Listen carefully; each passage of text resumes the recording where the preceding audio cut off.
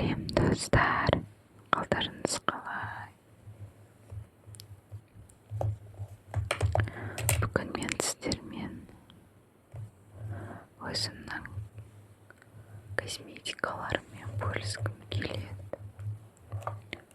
Бұл жерде менің күнделікті қолданатын косметикаларым.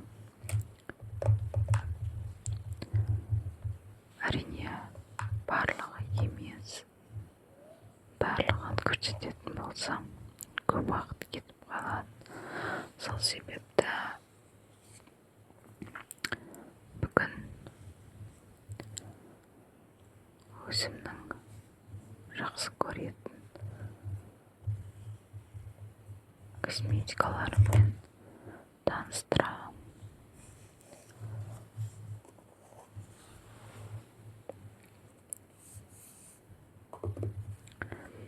Бұл көріп тұрғандарыңыздай Bioderma брендінің тоналкасы. Шынымды айтсам, бұл түс маған кішкене ақшылдау болды. Көп жақпаймын. Анда-санда ғана қолданамын.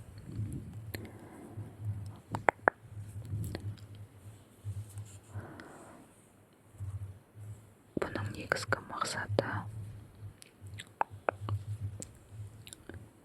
күн сәулесіне қорғау және бетті әдемі ылғалдандырып тұрады. Ақшасы есімде жоқ, 10 мың шамасында шығар. Келесі бізде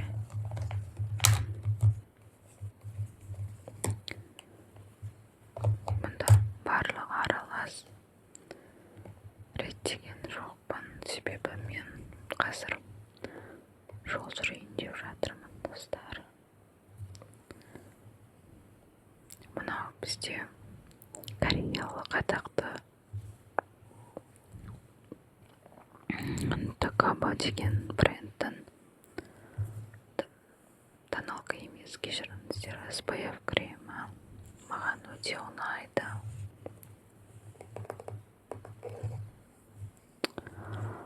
Өте жағуға ыңғайлы. Кез келген кожаға кете береді. Келесі бізде менің ең сүйікті, ең қажет косметика бұл.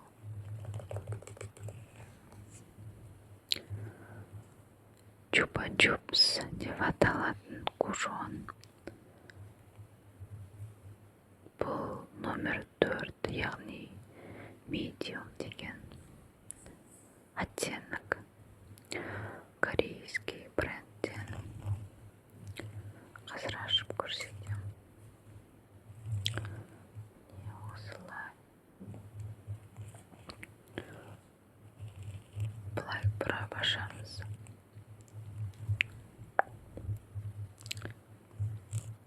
Не көріп тұрғандарыңыздай. Достар, бұның мен жақында ғана ауыстырдым, яғни сменный блогы бар. Былай көтерсек астынан осылай алынып ауыстырып отыра аласыз. Яғни қайтадан жаңасын сатып алудың қажеті жоқ. Осылай өзіңізге ыңғайлап ала аласыз. Жарай, жалғастырайын. Достар, мынау бұл мына жерде жазылып тұр, спрей, яғни бактерияға қарсы спрей. Бұны маған бір косметикалық дүкен сыйлаған. Яғни бұны ашып не былай қолданамыз. Өте ыңғайлы қолға. Міне осылай сеуіп жүреді. Өзімнің сүйікті заттарымның ішінде үнемі жүреді.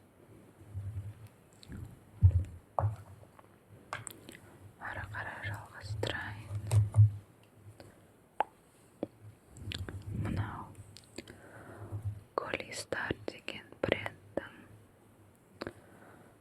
әжімге қарсы және бұл мына жерде жазылды ағылшынша anti-age деп тұр, яғни бұл үлкен жастағы адамдарға 25+, 30+ адамдарға арналған лосьон, тонер. Бұны маған сыйлыққа келген, сыйлыққа алған, қазір жағып жүрмін. Келесі мынандай менде әдемі сумкамда жүретін қол крем. Бұны маған жаңа жылда сыйлаған. Өте ыңғайлы, кішкентай. Әрі қарай жалғастырайын. Мынау бізде, достар, бұл да қай жақтікі, Францияның бренді. Тоже маған осыны ұсынған сатушылардайдан көп қолданбаймын. Бұның да бағасы 10 000 шамасында. Тоналка және SPF күннен қорғайды. Матовый эффект береді деп жазылған. Маған аса қатты ұнамайды. Сол себепті мен бұны жиі қолданбаймын, достар.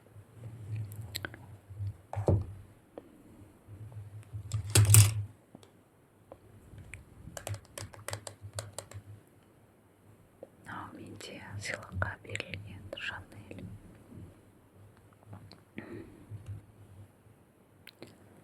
Пудра. Түсі барлығы әдемі маған келеді. Мына жерде жазылып тұр, құрамында SPF бар, достар.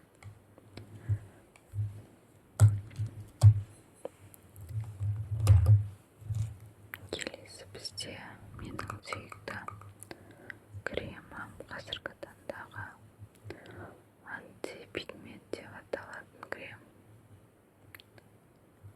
Бұл таққа пигментацияға қарсы жағып жүремін, достар. Міне почти бітті. Басқасын заказ бердім 8 мартта, солай сыйлық ретінде заказ бердім өзіме.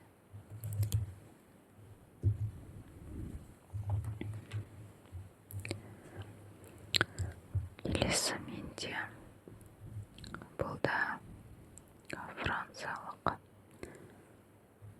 брендтің Сестерма. Қателеспесем Франция болу керек.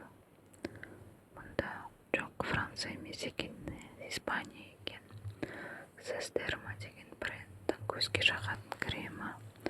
Бұны маған косметологым осында құрамы жақсы деп, сол себепті алып жағып жүрмін. Бірақ иісі кішкене бір түрлі. Бағасы 8 000. Келесі менде Норева брендінің Эксфолия деген тоналкасы. Достар, бұл матовый эффект өте керемет береді. Мен осы тоналканы барлықтарыңызға ұсына аламын. Егер сіздің көзіңіз өте майлы болса, осыны қолдансаңыз болады. Бұның 2 түрлі оттенігі бар. Мұнда жазылып тұр голден деп тұр. Голден дегеніміз бұл смуглый қыздар жағады, және мұнда екінші бір оттенігін атын ұмытып қалдым. Соны алып жақсаңыздар, өте керемет эффект береді. Достар, менің кожам аралас типті болғандықтан мен бұл тоналканы басқа тоналкамен араластырып жағам, себебі қоры өзін жағатын болсам, бетім қатты қорғап кетеді. Ары қарай жалғастырайын. Менде резина. Так. Анау менде глиссер деген ауызға арналған спрей. срогі өтіп кеткен шығар деп ойлаймын. Өйткені так 3 жыл дейді, онда 21 жыл өтіп кетіп тастаймын. Менің косметикаларымда ретинил біраз болды.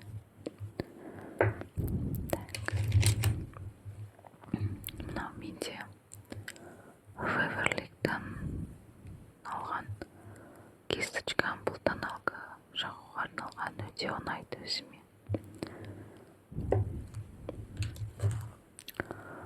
Достар, сенесіздер ме, менде санаулы ғана кисточка бар. Солардың бірі мынау.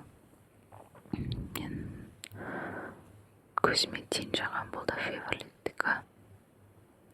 Өзіме ұнайды.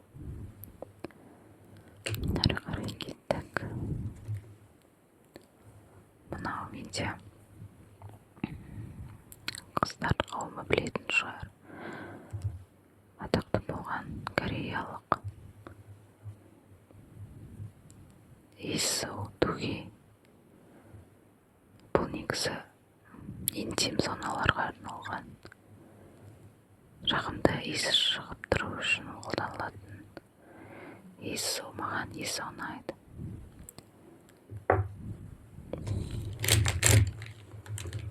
Достар, қараңыздар, менде мұнда қанша помада бар.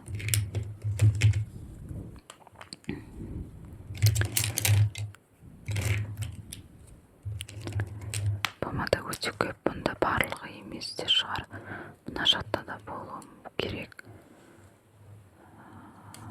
Бұның барлығы әртүрлі помадалар. Міне, мен помаданы жаққан жақсы көрем, және бір жаққанда бірнеше түсті араластырып жағам, достар.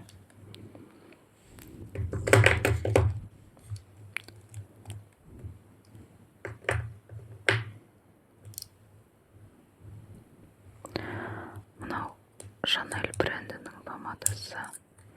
Бұны да құрбым сыйлыққа берген. Өте әдемі. Мен бұл помадаларды жиі қолданамын, себебі сондай қанық түстер маған ұнайды. Мына помада біткен, екіншісі менде бар. Бұл да Charlotte Tilbury деген брендтікі. Достар, сіздерге осы брендтің косметикаларын ұсынамын, өте керемет. Так, мына бір помада қалып кетіпті. Бұл матовый помада, мен көп жақпаймын, маған аса қатты түсі ұнамайды.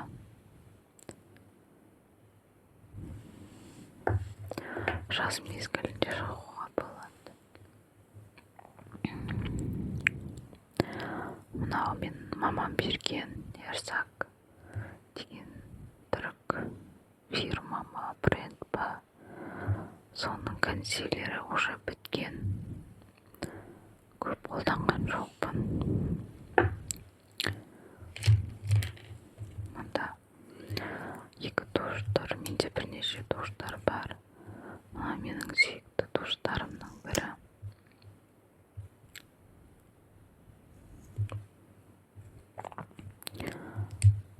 Өзіме осы қатты ұнайды.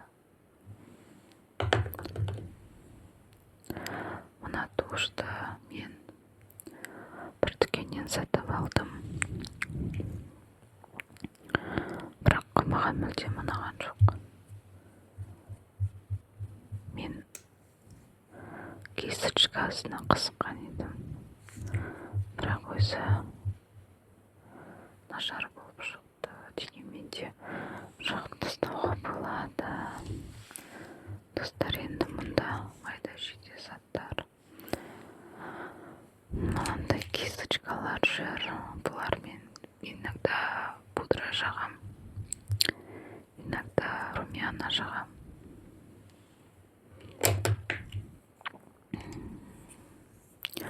Міне мынандай карандаш бар. Өзіме қатты ұнаған соншалық осылай тастамай пайдаланамын. Мынау менің 40 жыл болған пинцетім. Байғұс түрі өзгеріп кетті. Дегенмен де қимаймын, осы өзіме қатты ұнайды. Так, онда аса қатты маңызды нәрселер емес. Мынада бір кисточка, бірақ пайдаланған емеспін, сатып алдым. Білмеймін неге сатып алғанымды. Жарайды, достар, міне Зафиракс деген бұл, айта кетейін. Егер сіздерге еріндеріңізге ушық шықса, өте жақсы, көмектеседі. Ақшасы бірақ қымбат тұрады. Жарайды, мен ары қарай жалғастырайын. Достар, менің косметикамның жартысы мында тұр, себебі мен жолға шыққалы отырмын. Осыларды өзіммен алып кетем деп салып алғанмын. Енді бәріне кете алмаймын, өкінішке орай.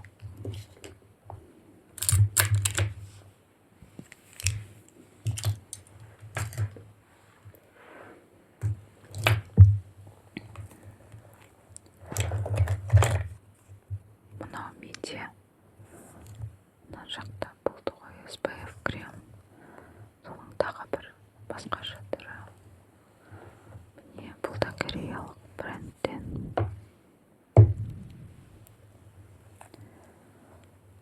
Достар, мен мына губкамен қазіргі таңда пудра жағып жүрмін.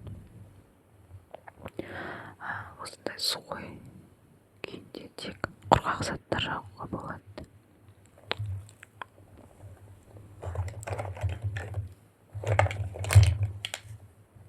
Қазіргі таңда менің ең сүйікті душтарым.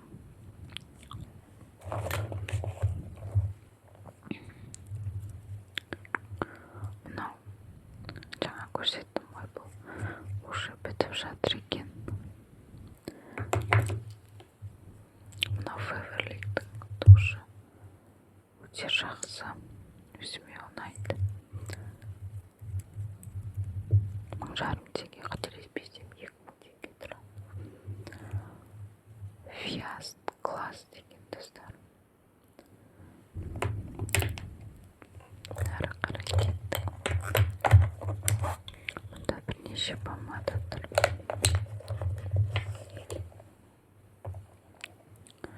Міне менің қазіргі таңда жағып жүрген помада. Мына помада адасып келіп қалған сияқты. Көп пайдаланбаймын, уже ескіріп кеткен, бірақ түсі өзіме ұнағанымен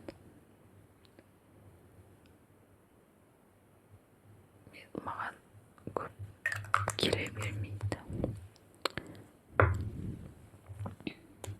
Жаңа көрсетіп кеттім.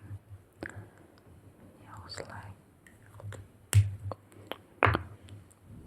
Міне мынандай Макс Фактордың блескін жағып жүрмін.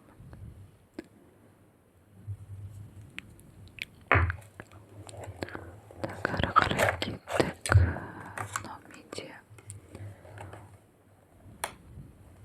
Мактың спонжы. Мен бұнымен тоналка жағамын, достар. Менің тоналкаларым өте көп, солардың бірі Evaline брендінен өзіме қатты ұнайды. Ақшасы 3000 теңге тұрады. Жалпы жаман емес. Кез келген қымбат тоналкалармен бірдей качествосы. Менің көшім қара болғандықтан мен осыған осындай темный оттенктер аламын. Так, достар, мен міне жол жүретін болсам, осындай ыдыстарға крем, әртүрлі керек заттарымды салып аламын.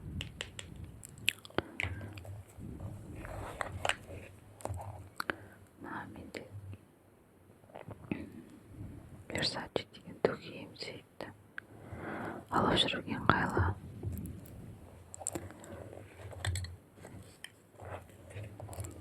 Және менде